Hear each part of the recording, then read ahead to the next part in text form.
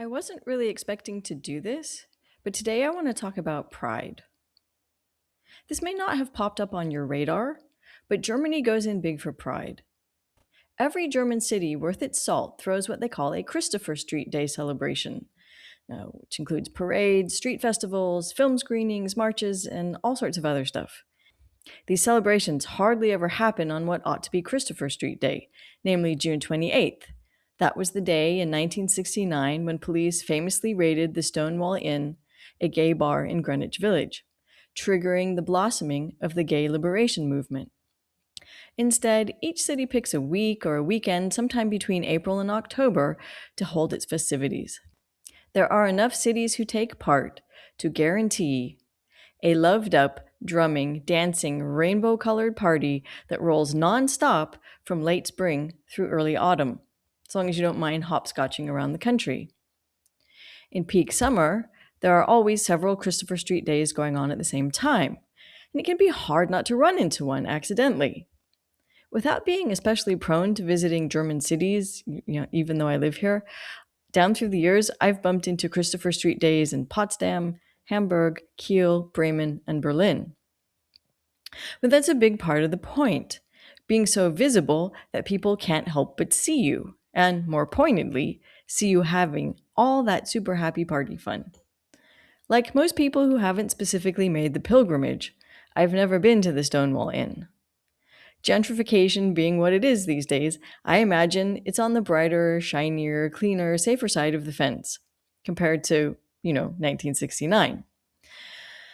But on June 28th, 1969, the Stonewall Inn was a grotty, mafia run dive bar with overpriced, watered down drinks, and let's not even imagine the state of the bathrooms. But it served as a safe haven for gays, lesbians, drag queens, trans people, and all sorts of other people we would now call queer, giving them a place where they could drink, socialize, and dance together without being attacked or arrested.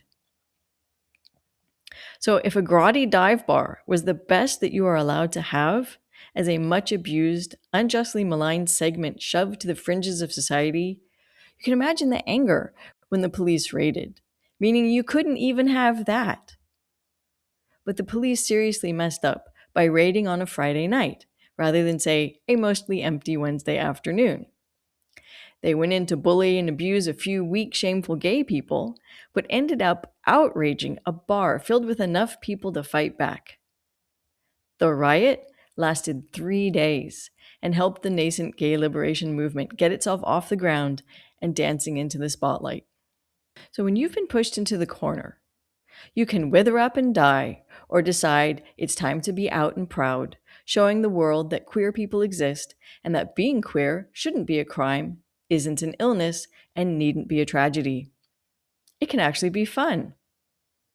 That was the message of the gay liberation movement.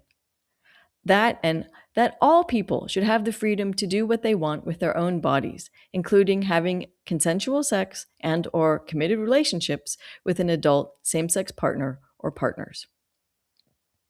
But why stop there? Why not remake the world by rejecting restrictive views on gender and gender roles? Why not reimagine or even discard the stifling social structures of marriage and the nuclear family? In a world where everyone, be they man, woman, something in between, or evolved beyond that, has equal rights, equal opportunities, and the freedom to be who they need to be, there are so many other ways that we can enter into and retain relationships with each other, from which we can lead, all of us, freer, happier, better lives. It's a very utopian idea. Until just a couple of years ago, I would have said that the gay rights movement mellowed as it aged, and that this was a bad thing. Let's face it, most queer people are just like most people. They just want to be let lived, if you know what I mean. As the decades marched on from the Stonewall raids, the LGBTQ plus fight morphed from idealistically fighting for a freer, more fabulous world for everyone with newer, better social institutions, to fighting for the practical right to be married and have families and to serve openly in the military just like normal people. And there's quotes around normal there in case you didn't see that. Mea culpa. I was wrong to see that as caving in. Access to marriage increased possibilities for parenthood, and the possibility to serve openly in the military were radical revolutionary changes, for the people who weren't like, what do you mean I can't just get married to the person I want to get married to? Achieving these possibilities took work, courage, sacrifice, and determination. And achieving them helped loosen up gender roles and broaden our understanding of family. Plus, the increased visibility and acceptance of trans people that went along with this shook patriarchy to its core. For how can men maintain their superiority over women and their corralling of women into rigid and subservient roles if males can become female and females can become male? It reveals patriarchy for what it is, a total sham. If gender is a trait that isn't perfectly rigidly tied to your possession of a double X or an XY. And I think hence now the great backlash, because no group without power goes down without a great raging fight and a whole lot of temper tantrums. But that's another topic, perhaps for another time. The first time I stumbled across a Christopher Street Day parade was more than 20 years ago, back when I was flirting with the idea of moving to Germany. I'd been in Potsdam to talk to people about a job, and my host decided to take a couple of hours to show me Berlin, which is right next door. Finding parking in central Berlin was a nightmare, which I just took to be typical of a city. My host, though, were convinced that some great big event must have been going on. Now, to Americans of a certain age, which is to say Americans my age and older, Berlin is a city of mythic proportions, all bundled up with our ideas of freedom. It is, for one, the city of the Berlin airlift. In the aftermath of World War II, Germany was occupied by and carved into different zones by America, France, Britain, and Russia. By 1949, the Russian zone had become East Germany, and the rest of Germany had become West Germany. Complicating matters was that the city of Berlin had also been split into sectors, leaving West Berlin as a little piece of democratic West Germany floating in a sea of communist East Germany. 100 miles of East Germany stood between West Berlin and the West. To oversimplify it, not really liking this situation, in 1948 to 1949, the Soviets blockaded West Berlin, refusing to let in any rail or canal shipments of anything, including food, fuel, and medical supplies. In response, Western allies, most notably the USA and Britain, began flying supplies into Tempelhof Airport, which lay right smack dab in south central Berlin, like really in the city. Over the course of 15 months and more than 200,000 flights, they delivered more than 13,000 tons of supplies, allowing the people of West Berlin to withstand the Soviet blockade. Berlin is also the city of the Berlin Wall, which, like the German portion of the Iron Curtain in general, trapped the people of East Germany in East Germany. Although I guess you could say the Berlin Wall actually trapped the people of West Berlin in West Berlin. At any rate, it kept the East Germans out. This prevented East Germans from leaving East Germany, even just to see family members who lived in the West. So my spouse grew up in East Germany, but he had a lot of relatives in the West. His grandmother, who'd grown up in Bavaria, not too far from the East German-West German border, was not even allowed out for a day to attend her mother's funeral. Then there is John F. Kennedy's famous, fiery Ich bin ein Berliner speech from 1963 that was a rousing attack on the heartless, inhumane border wall and the failure of Soviet-style communism that it represented. When you've got to build a big wall and militarize it, shooting people who try to breach it to keep your people from leaving, you're clearly getting it wrong. My father, born in Los Angeles shortly before the outbreak of World War II, was so moved by Kennedy's speech, he actually went to visit West Berlin and East Berlin 2 years later. After the war, tons of money had been invested into West Berlin, this island of freedom, to rebuild it into a great, shining, cultured pearl, a showcase of the brilliance of freedom, democracy, capitalism, and the West. Meanwhile, The Russians, pissed off at the Germans for World War II, were extracting what they could out of East Germany instead of investing in it. By the time of my father's visit, the contrast could not have been greater. My father described going across Checkpoint Charlie from the wealth and luxury of West Berlin to the bombed out rubble and general shabbiness of East Berlin. He was haunted by the curtains billowing out the open or broken windows of apartment buildings abandoned because they were too close to the Berlin Wall. The East German government didn't want anyone to be able to leap out of those windows and over the wall to freedom. But just over 20 years ago, the first time I was in Berlin, the opposite was true. Following German reunification in the early 90s, tons of money had poured into renovating East Berlin, and now it was West Berlin's time to seem shabby.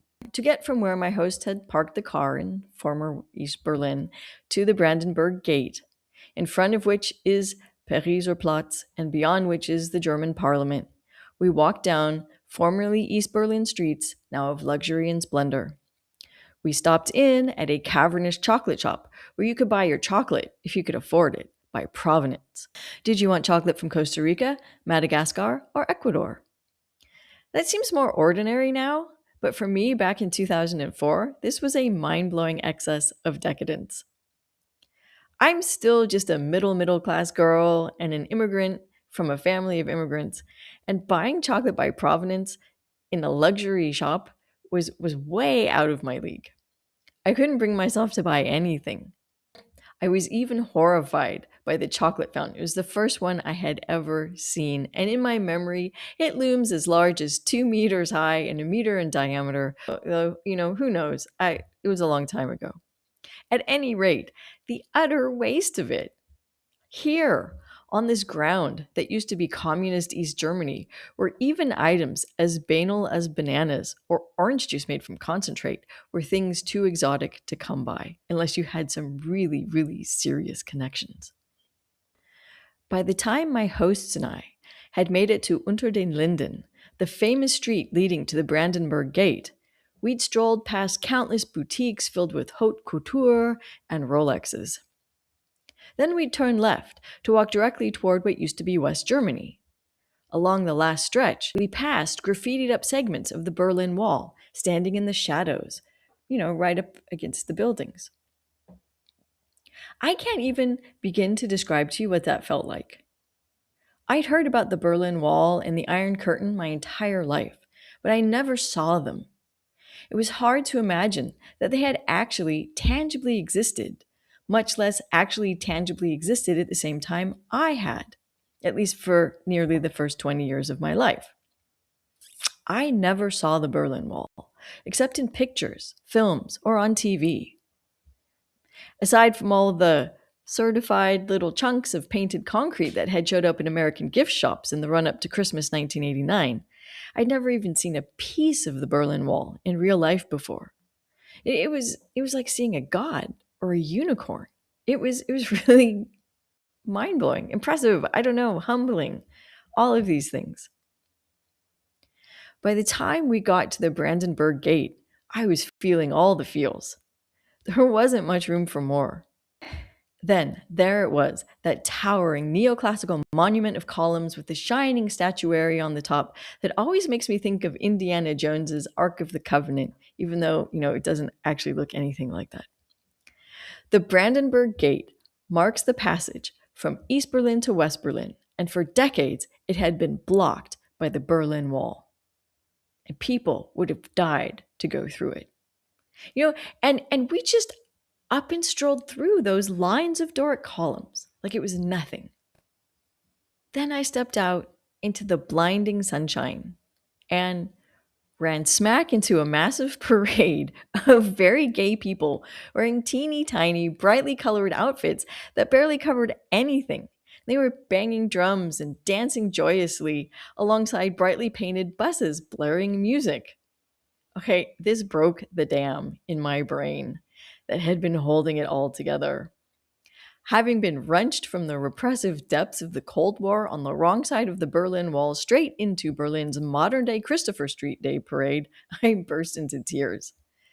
I very legitimately felt like I had never seen freedom before.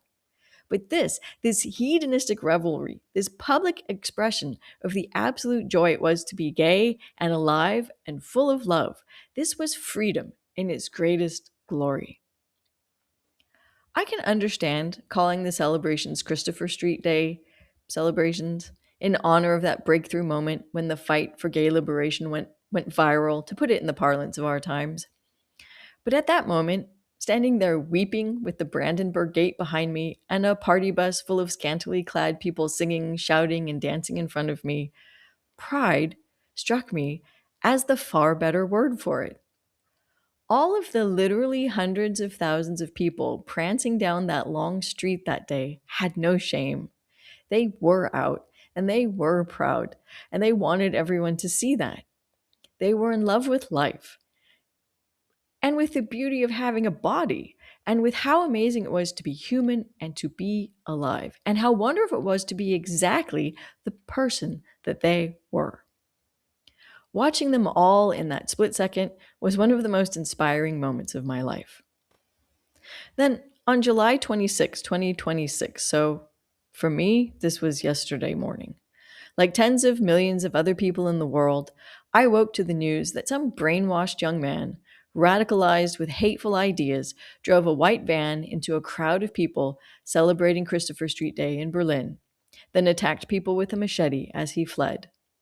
One person died on the scene, 29 people were injured. The perpetrator was later shot dead by police. When cornered, he came at them with a knife.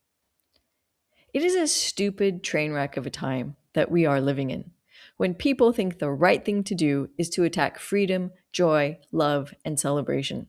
I'd say, what kind of an asshole attacks people who are just trying to be let lived? But of course, the world is full of people like this right now who can't live and let live. I won't say both sides are equal because they're not. But let me just say, we can't seem to stand the thought of letting other people have their own opinions, do things their own way, or even simply exist. Although I will never have another moment like that first one, Christopher Street Day celebrations, and indeed Pride celebrations in general, still strike me as rapturous displays of queer liberation. Instead of being filled with speakers preaching doom, gloom, and victimhood, they remain exuberant, colorful, scantily clad, and dancing. They are spaces where hundreds of thousands of people can each be themselves with all their heart.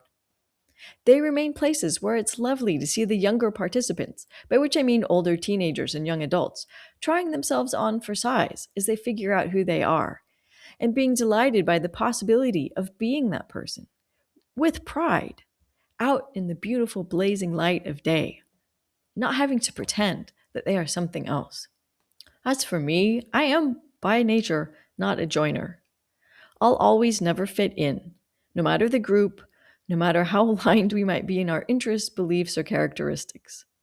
I don't really feel straight, but I don't also really feel gay.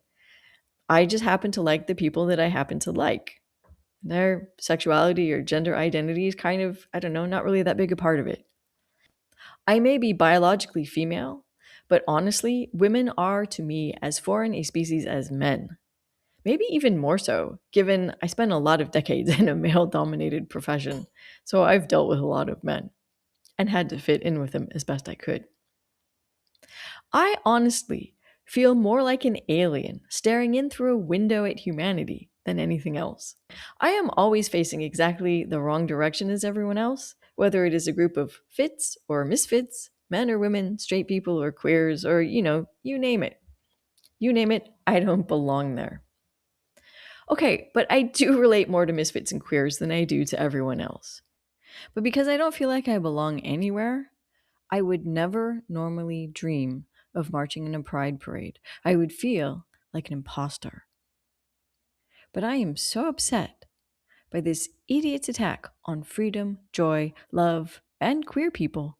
I will be marching this weekend in the Christopher Street Day Parade in Hamburg. I will be a not clearly queer, but a not clearly not queer party of one in a sea of people who are out and proud and having fun fighting the good fight for an open, loving, tolerant, community oriented society where people are free to be themselves. But I will also be there because we are queer and we are here, and our freedoms are your freedoms, and the world is a better place for it. No one has the right to crush that. And it's time I started to stand up for that too. Thank you.